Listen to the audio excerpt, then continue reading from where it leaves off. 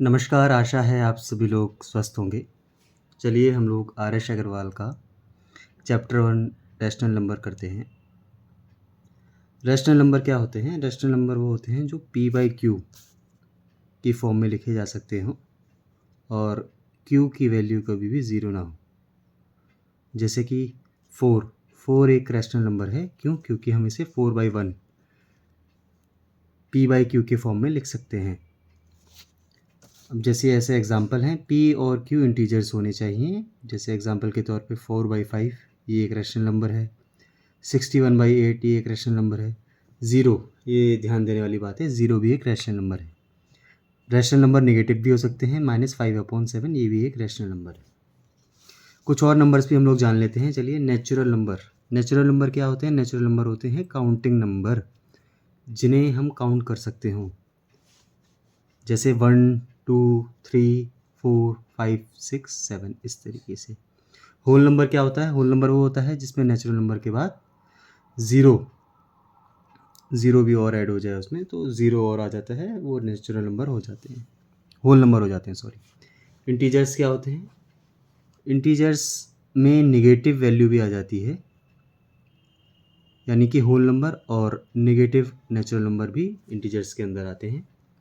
अगर हम इसमें एक वेन डायग्राम बनाएं तो हम इसको वेन डायग्राम के थ्रू भी, जैसे मान लीजिए, शो कर सकते हैं। ये आया नेचुरल नंबर, n से डिनोट कर देते हैं, जिसमें 1 2 3 4 5 6 और जितना चाहे उतना आगे तक। इसके बाद इसके अंदर आ जाता है होल नंबर। होल नंबर में क्या है? ज़ीरो और आ जाएगा और इसके साथ में 1 2 3 ये भी आ जाता है, ये आ जाता है होल नंबर।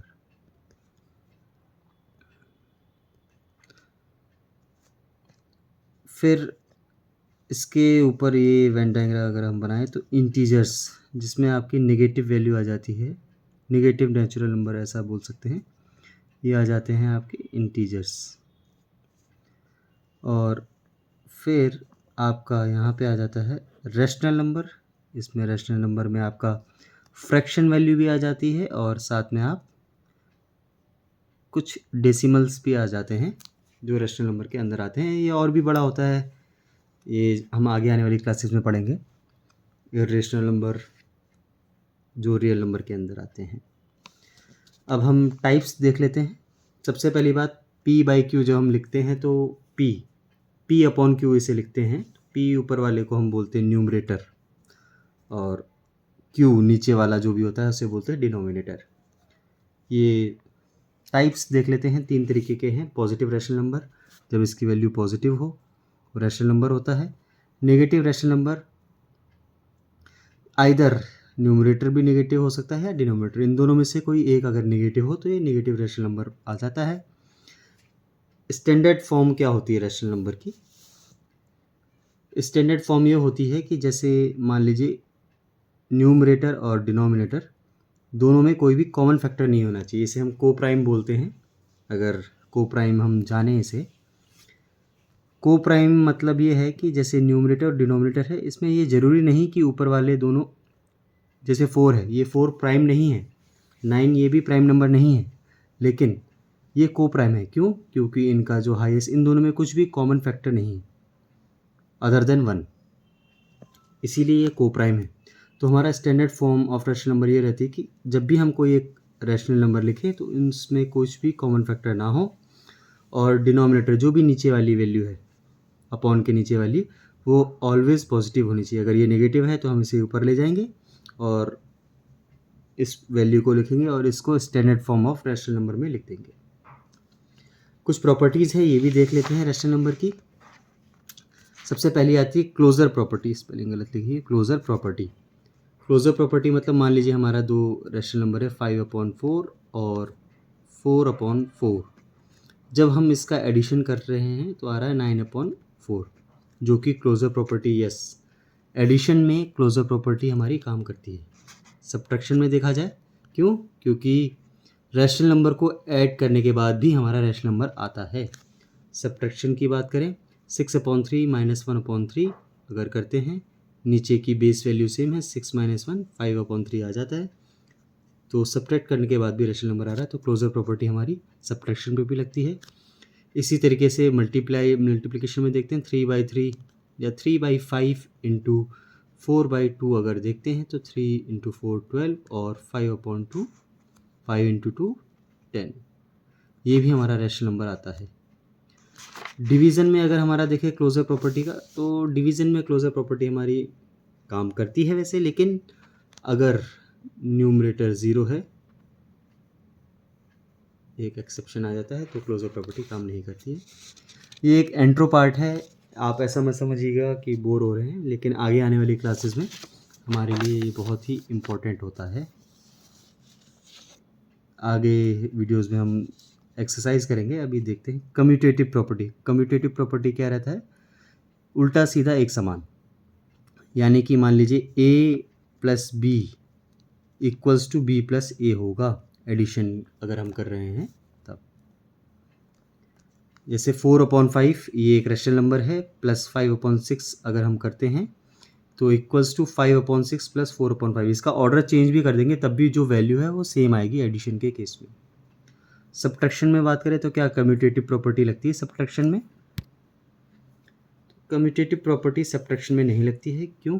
क्योंकि अगर हम 5/4 माइनस 3/4 इसका करते हैं तो इसकी वैल्यू आती है 5 माइनस 3 इक्वल्स टू 2/4, और 3/4 माइनस 5/4 करते हैं तो इसकी वैल्यू आती है -2/4, जो कि इक्वल नहीं है। तो इसलिए कम्यूटेटिव प्रॉपर्टी काम नहीं करती है सब्ट्रैक्शन के केस में। मल्टीप्लिकेशन के केस में अगर हम ऑर्डर चेंज करें तो क्या क्या a into B equals to B into A होता है? जी बिल्कुल होता है। आप अगर 4 इंटू 5 करते हैं तो भी 20 आएगा, और अगर 5 को पहले लिख के 5 इंटू 4 करेंगे तो भी 20 आएगा। क्या डिवीज़न के केस में क्लोजर प्रॉपर्टी काम करती है? डिवीज़न के केस में क्लोजर प्रॉपर्टी काम नहीं करती। क्यों? मान लीजिए 10/5, 10 एक रेशनल नंबर है, इसको अगर आप 5 से डिवाइड करते हैं तो वैल्यू आएगी 2, लेकिन 5 और अपॉन 10 करते हैं तो इसकी वैल्यू आती है 1/2। अगली प्रॉपर्टी देख लेते हैं एसोसिएटिव प्रॉपर्टी। एसोसिएटिव मतलब क्या होता है? मान लीजिए 3 रैशनल नंबर हैं, तो स्टार्टिंग के 2 को एक साथ कर दिया, फिर लास्ट को अलग कर दिया, फिर जब आगे देखेंगे तो फर्स्ट को अलग कर दिया और आखिरी 2 को एक कर दिया। जैसे मान लीजिए रैशनल नंबर है 4/5 प्लस 5/5 प्लस 3/5। ये हम अगर इसका एडिशन करना है तो क्या इसमें एसोसिएटिव प्रॉपर्टी काम करेगी? बिल्कुल करेगी। क्यों? अगर हम स्टार्टिंग के 2 को एक साथ ले लेते हैं, प्लस लास्ट वाले को अलग ले लेते हैं, और फिर फर्स्ट वाले को एक अलग लेते हैं, और लास्ट के 2 को एक साथ ले लेते हैं, तो भी हमारा जो वैल्यू है वो सेम आएगा। तो इसलिए एसोसिएटिव प्रॉपर्टी ये कहती है साथ साथ कर देना, ग्रुप कर देना। एसोसिएटिव मतलब होता है सब्ट्रैक्शन में काम नहीं करता, क्योंकि जब हम इसे एक साथ करके करेंगे तो वैल्यू अलग आएगी। जैसे 4/5 यही ले लेते हैं, -5/5 -3/5। ये अगर हमारे 3 रैशनल नंबर है, अगर हम इन 2 को एक साथ ले लें और फिर बाद में इसकी वैल्यू क्या आएगी? 4 - 5 -1/5 -3/5 यानी -4/5। ये तो लेफ्ट हैंड साइड की बात है। फिर अगर हम इसको यहाँ देखते हैं 4/5 फर्स्ट को अलग ले लेते हैं और लास्ट वाले को दोनों को एक साथ ले लेते हैं, तो इसकी वैल्यू आती है 5 - 3 2 यानी 2/5। तो दोनों का जो वैल्यू है वो डिफरेंट हो जाता है। इसलिए एसोसिएटिव प्रॉपर्टी सब्ट्रैक्शन के केस में काम नहीं करती, रैशनल नंबर के केस में। मल्टीप्लिकेशन में काम करती है। ये कुछ चीज़ें हैं जो आपके थ्योरी ऐसा मान लीजिए बेस में आपके काम में आएगी। कुछ हम प्रॉपर्टीज़ और देख लेते हैं। मल्टीप्लिकेटिव एडिडिटी क्या होती है? अगर हम रैशनल नंबर को 1 से मल्टीप्लाई करें तो सेम रैशनल नंबर आता है। ये हमारी मल्टीप्लिकेटिव आइडेंटिटी होती है। आगे आने वाले कुछ ये टर्म्स हैं, इसे देख लीजिएगा, याद कर लीजिएगा। एडिटिव इन्वर्स क्या होता है? कोई भी रैशनल नंबर है, मान लीजिए ए है, तो इसका एडिटिव इन्वर्स हमेशा -a हो जाएगा। तो यहाँ पे 6/4 है, 6/4 का एडिटिव इन्वर्स अगर हम बोलें तो आएगा माइनस, जो भी ये वैल्यू है इसका निगेटिव हो जाएगा। मान लीजिए -3/2, इसका एडिटिव इन्वर्स अगर आपको चाहिए तो क्या होगा? माइनस, ये इसकी वैल्यू अंदर आ जाएगी, और माइनस इंटू माइनस क्या होता है? प्लस, यानी 3/2। तो -3/2 का एडिटिव इन्वर्स आ जाएगा 3/2। मल्टीप्लिकेटिव इन्वर्स यानी इसे रेसिप्रोकल भी हम बोल सकते हैं, जो भी हमारी वैल्यू है उसका उल्टा हो जाएगा। यानी 6/5 का अगर हम मल्टीप्लिकेटिव इन्वर्स हमसे पूछा जाए तो क्या होगा, उल्टा हो जाएगा 5/6। 6 का अगर मल्टीप्लिकेटिव इन्वर्स पूछा जाए तो क्या होगा, 1/6 उल्टा हो जाएगा। 1 का अगर मल्टीप्लिकेटिव इन्वर्स हमेशा 1 ही आएगा। ये एक ऐसा नंबर है। Distributive of multiplication and addition, इसका मतलब क्या है, मान लीजिए 3 × 5 + 3 है। इसको हम ऐसे भी लिख सकते हैं कि 3 को पहले 5 से मल्टीप्लाई किया जाए प्लस 3 को फिर बाद वाली टर्म से मल्टीप्लाई किया जाए। दोनों को जो आंसर है सेम आएगा। क्यों? क्योंकि अगर हम 5 + 3 करते हो 8 आता है, 8 × 3 24। फिर अगर हम अलग अलग भी मल्टीप्लाई करके ऐड करेंगे तो भी सेम आएगा। थोड़ा सा ही है इंट्रो पार्ट में। फिर हमारा ये एक रिप्रेजेंटेशन अगर हम करें नंबर लाइन में, तो मान लीजिए ये जो बीच की वैल्यू होती है हमेशा 0 होती है। जो भी इसका राइट साइड वाली वैल्यूज़ आएंगी वो हमेशा पॉजिटिव होती हैं। जो भी 0 से लेफ़्ट साइड वाली वैल्यू होती हैं वो हमेशा नेगेटिव होती हैं।